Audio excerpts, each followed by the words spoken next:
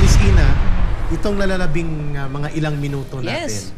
ay ilalaan po namin sa aming editorial rejoinder Yes. para po sa ating kaganapan dyan sa House of Representatives. Una, ang pagtatanong sa bahagi ng media kung papaano po ginagastos, ginagamit ang pondo ng isang opisina o ng mga opisyal ng gobyerno ay karapatan ng mamamayan at tungkulin ng mga nasa media, kagaya po namin. Why are you saying that, Eric? What happened? Sapagkat nagkaroon po ng privilege speech itong congressman from Quezon Province na nagngangalang si David Suarez or Danilo. JJ. Danilo Suarez. Basta JJ si Suarez. JJ, okay. Yeah. Oo.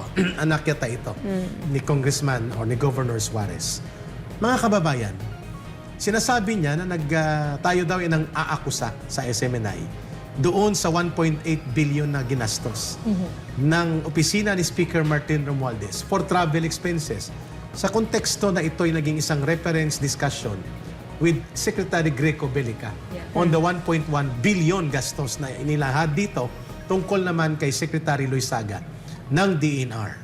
Una sa lahat po, nagtatanong kami, Congressman Suarez. Nagtatanong po ang bayan, Mr. Speaker, at marapat lamang po na kayo'y tanungin sapagkat kayo'y public official. Tungkulin niya ng mamamayan, tungkulin niya ng media. Walang mali siya po doon. O bakit ngayon nagkaroon kayo ng resolusyon na bigla niyong paiimbestigahan ang franchise ng SMNI on the ground na kami ay nangiintriga at nagpapakalat ng fake news na para bagang kasalanan ang pagtatanong kung totoo o hindi ang natanggap naming impormasyon na may 1.8 billion na gastos? Nagtatanong tayo. Kung hindi ito totoo, marapat lamang nasagutin at ipaliwanag ito ni Speaker Martin Romualdez sapagkat tungkulin at obligasyon niya yan sa mga mamamayan. The last time that we know, Congressman Suarez, the last time that we know here, Speaker Martin Romualdez, wala na po tayo sa diktadura. Hindi po dictatorship ang forma ng gobyerno.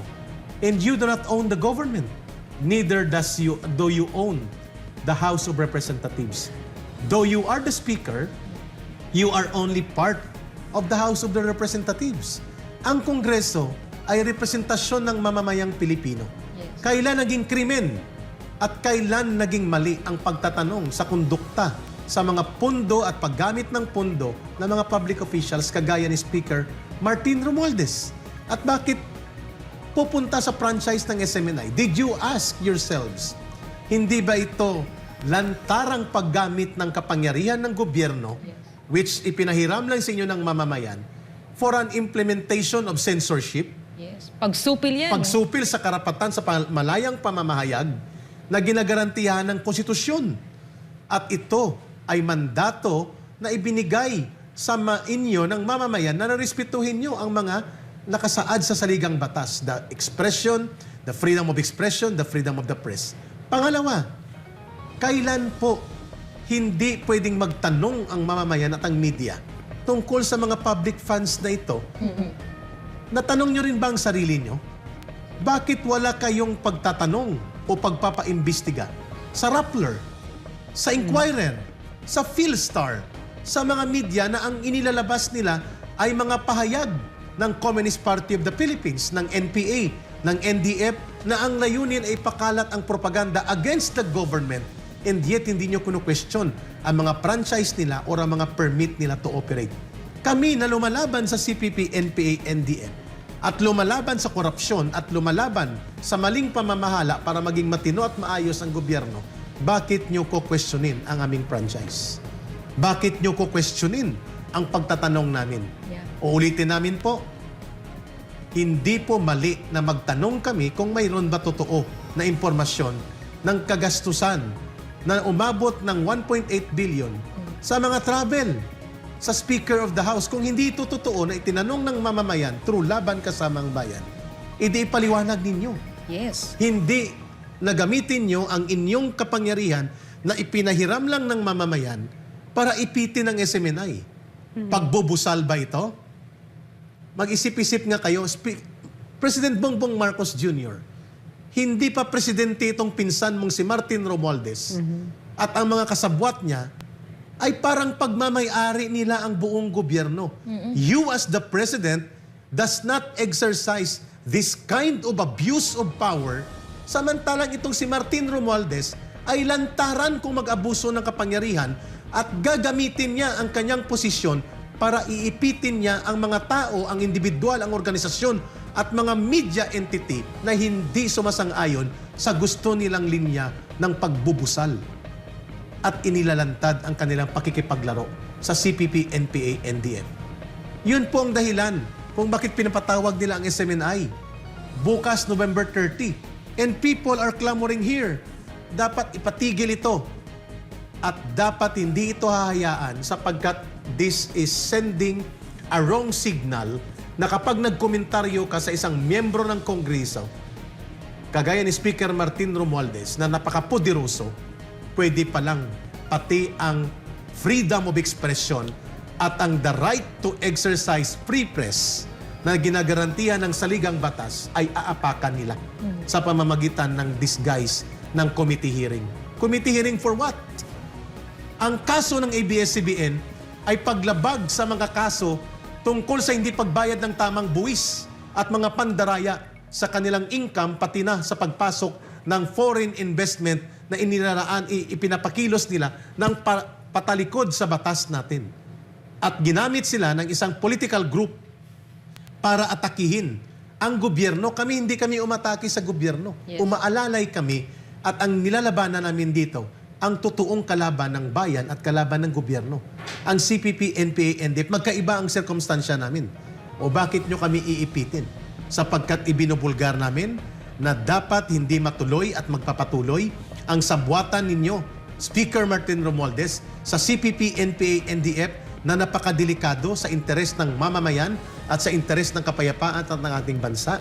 Nagagalit ka na isinisiwalat ito? Yun pong tanong ng mamamayan. Bakit namin ito tinalakay? Ma'am Lorraine, Miss Ina. You know, I was 10 years old when martial law was declared, no? So, I think I speak for a lot of Filipinos na malalim ang sugat sa national psyche ng nangyaring martial law, no?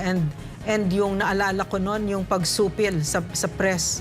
So now, nang lalamig ang dugo ko ngayon. Totoo ba ito na magkakaroon na naman ng Marcos dictatorship? Ito ba yung nangyayari sa ating bansa? Ito ba yung magiging hallmark nitong administrasyon na ito? Kasi nakita naman natin, napakatahimik ng media ngayon. There are no dissenters right now in a vibrant democracy. Dissenters are so important, no? Nakita niyo naman, napaka-intolerant nila sa konting tanong, no? And that's very dangerous if you cannot even ask, no? And when they ask, they weaponize their institutions, they use their power to scare us, no? Into submission. So, this is what scares me about what's happening about our country right now. And I keep asking myself, what is happening to our country? No, because a few years ago, maybe just over a year ago, we were the freest free press in the world. And now you're scaring us with something like this for asking a very legitimate question?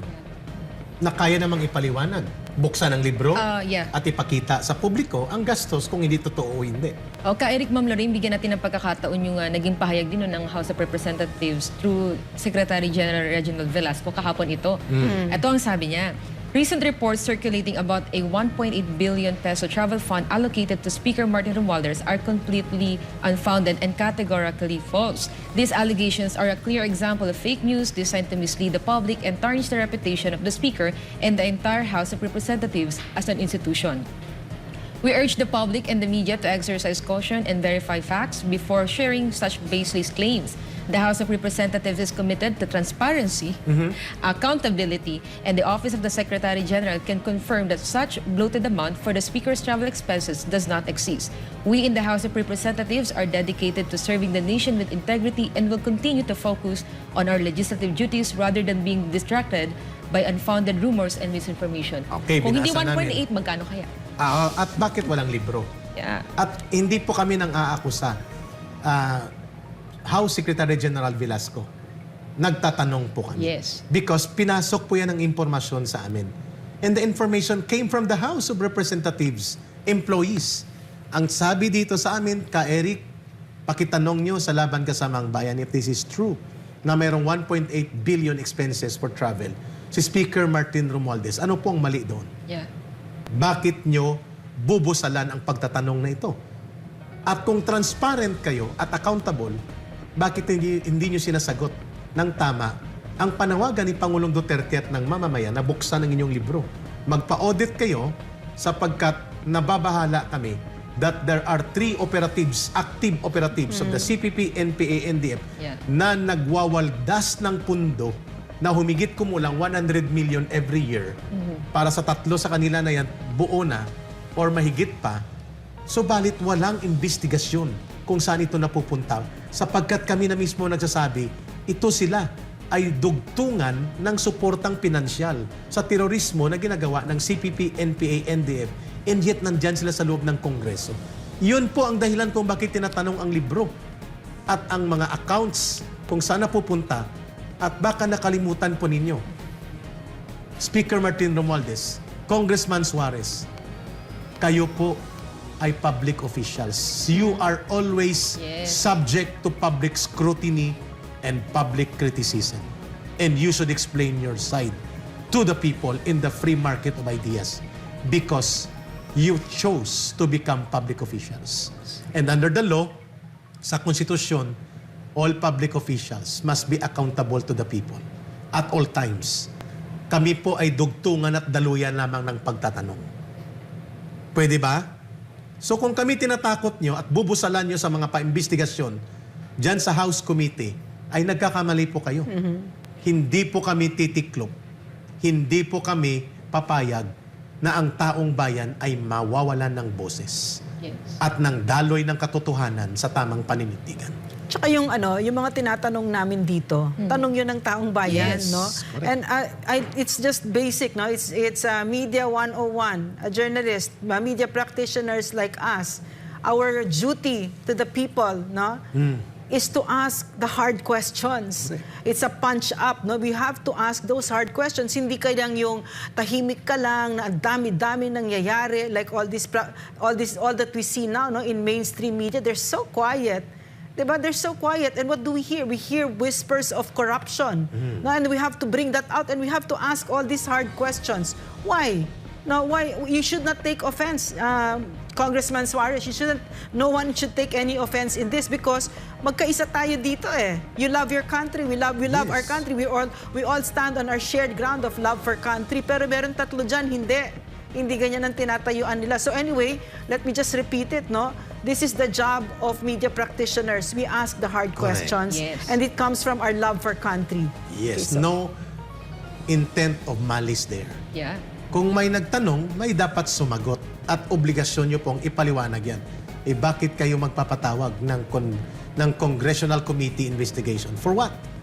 Para iharas kami, takutin, pigain, busalan? Tsaka ano ka, Eric, yung kinasyon mo lang tapos gusto ka ng patahimik, hindi ba para paging pasista at diktador na yung Exactly, tendency? Miss Ina, that's the term. Okay. Yan ang term ng And mga mamamayan natin. And it's very dangerous to have public servants who think they are above the law, no? Yes. It's very, very, very dangerous to have public servants who think now they don't have anything to account for to our people and that it's just too much. Parang, don't ask me, di ba? No. You have to have public servants who are humble and who know that they owe the public that they serve Correct. an explanation, a very clear explanation, and will not take offense, will not use their power to silence us from asking legitimate questions. At hindi natin papayagan na papalitan ang pangalan ng House of Representatives bilang House of King Martin Romualdez. Yeah. Naku. Tapos na po ang panahon ng mga hari at diktador. Yeah. At ang mamamayan ay nagpapabagsak sa mga hari at diktador. Yeah. Yan po ang daloy ng kasaysayan at pwedeng mangyari sa inyo yan.